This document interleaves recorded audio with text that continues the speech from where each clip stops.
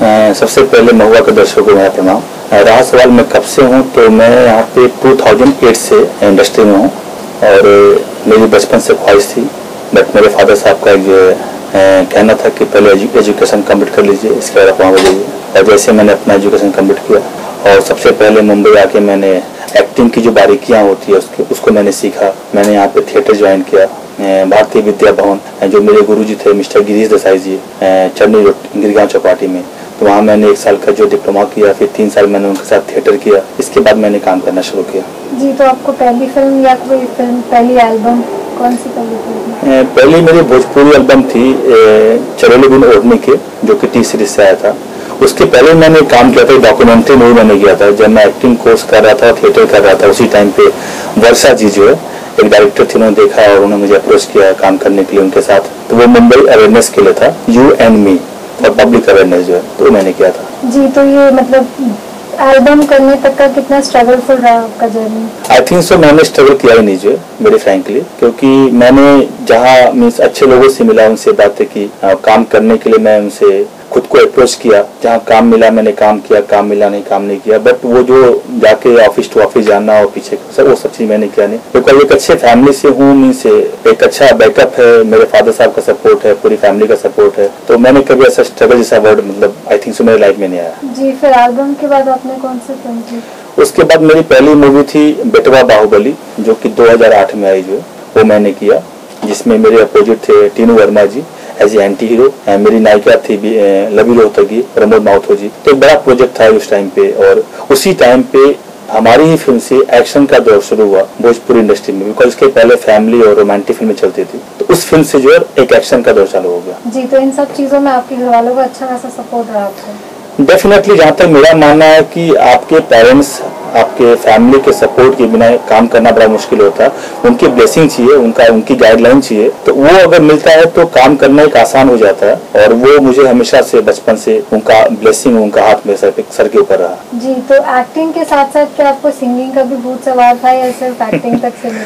नहीं, मुझे ऐसा कोई भूत सवार नहीं है। लोगों का मानना है कि भोजपुरी इंडस्ट्री में जो गायक होते हैं उनको ही एक्टिंग करना, मतलब एक्टिंग में उनको बढ़ावा मिलता है, या गायक ही नायक बन सकता है, बट मुझे ऐसा कोई शौक नहीं है। मैं सिर्फ और सिर्फ एक्टिंग करना चाहता हूँ और वही जानता हूँ, और मुझे मेरा क्या मुकाम मिलेगा उसमें मुझे कोई टेंशन नहीं है। जितना काम कर सकता हूँ मैं सिर्फ एक्टिंग करूंगा, जो काम मुझे नहीं आता मैं नहीं कर सकता। जी, अजय जी, आप पर्सनली कितना मानते हैं कि आइटम सॉन्ग और वल्गैरिटी भोजपुरी सिनेमा की शान है, मतलब जरूरी है, होनी चाहिए?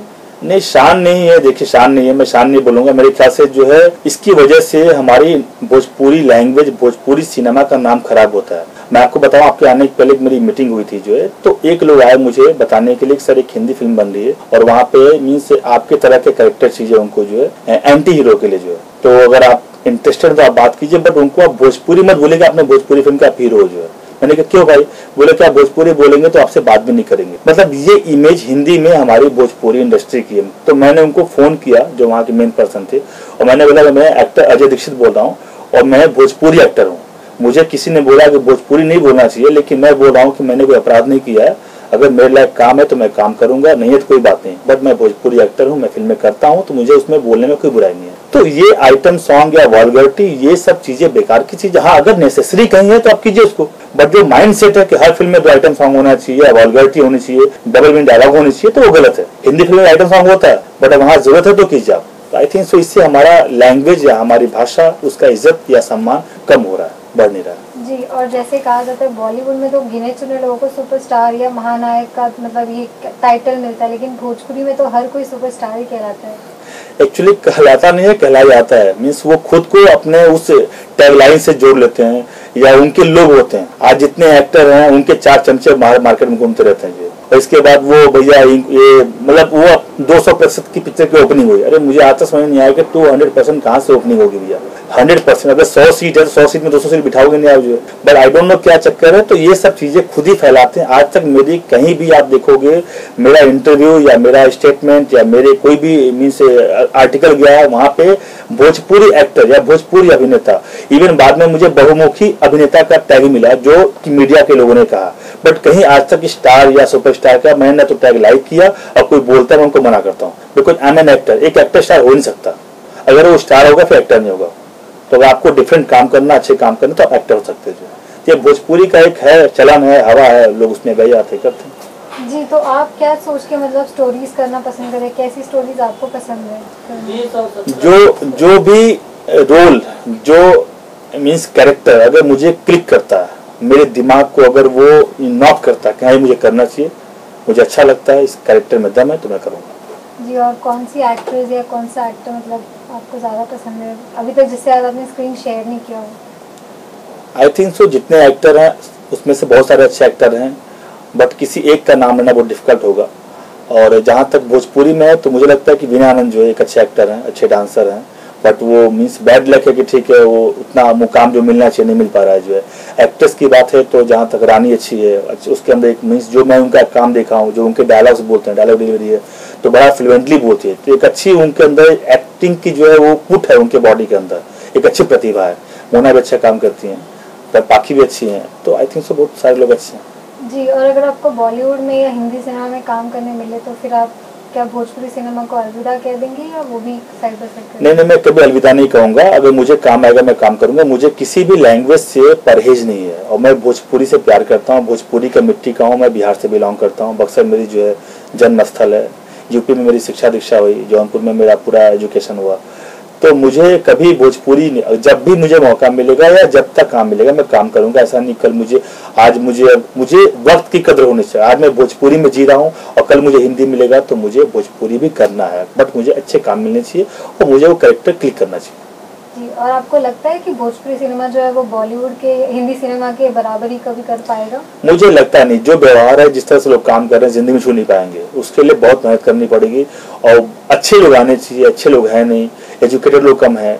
मीन्स कोई भी आके खड़ा हो जाता है, फिल्म बना लेता है, कोई डायरेक्टर बन जाता है, कोई भी एक्टर बन जाता है, बोलता है लोग ऐसे ही चलते हैं। ऐसे क्यों चलते हैं भाई? मतलब जिसकी पर्सनालिटी नहीं है, एक्टिंग की एबीसीडी पता नहीं है, अब गायक हैं तो आके जो हीरो बन जाएंगे, सुपरस्टार बन जाएंगे, तो इस तरह की चीजें कभी नहीं होगी। ये सब चीज बहुत मेरे ख्याल से कई साल निकल जाएंगे, इसके बाद शायद चेंज आएगा तो आएगा, बट जो अभी हाल है वो कतई नहीं होगा। जी, और आपके आने वाले प्रोजेक्ट्स के बारे में बताएंगे? अभी मैं एक जो है शॉर्ट फिल्म कर रहा हूँ, जो है मीन्स उसके डायरेक्टर हैं परवेश खान जी।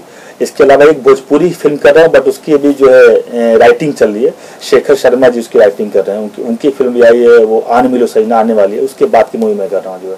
और कुछ एक प्रोजेक्ट है जो हिंदी की भी बात चल रही है, बट अभी बोलना डिफिकल्ट होगा। जी, जो शॉर्ट फिल्म है वो किस बेस्ड पे है? स्मोकिंग की बेस पे, स्मोकिंग एंड सेव लाइफ। तो मतलब स्मोकिंग जो है वो हेल्थ के लिए अच्छा नहीं होता, तो इस तरह का टॉपिक है। आप पर्सनली ये मानते हैं? डेफिनेटली। ओके, चलिए बात की जाए इलेक्शंस की। इलेक्शन का दौर चल रहा है, मनोज तिवारी, रवि किशन, नगमा जी हैं, तो आप किसे सपोर्ट कर रहे हैं? मैं सबको सपोर्ट करूंगा, बिकॉज कि सब हमारी इंडस्ट्री से बिलोंग करते हैं। और मीन्स जो पॉलिटिक्स की बात है या लोकसभा की बात है, तो हमारे भी बिरादरी के लोग वहाँ पे उस लोकसभा के अंदर होने चाहिए, ताकि जो हमारी इंडस्ट्री की बात वहाँ रखी जा सके, हमारी बात वहाँ रखी जा सके। सबके लिए मेरी बेस्ट विशेष है और मैं just I pray to god कि उनको सक्सेस मिले, अच्छा काम करें। आप किसी एक पर्टिकुलर सरकार को देखना चाहते हैं? I think so, I means जो अच्छा काम कर सके, बट मैं मोदी को लाइक करता हूँ, जो उनका अभी तक का पास्ट रहा है जो है। वेरी फ्रैंकली मैं चाहता हूं कि उनको मौका मिले, बिकॉज कि 60 ईयर्स अगर एक गवर्नमेंट को मिला है, कांग्रेस ने रूल किया है, तो एक बार अगर इतनी सारी बातें हो रही है या गुजरात में अच्छा काम किया है तो उनको चांस देना चाहिए।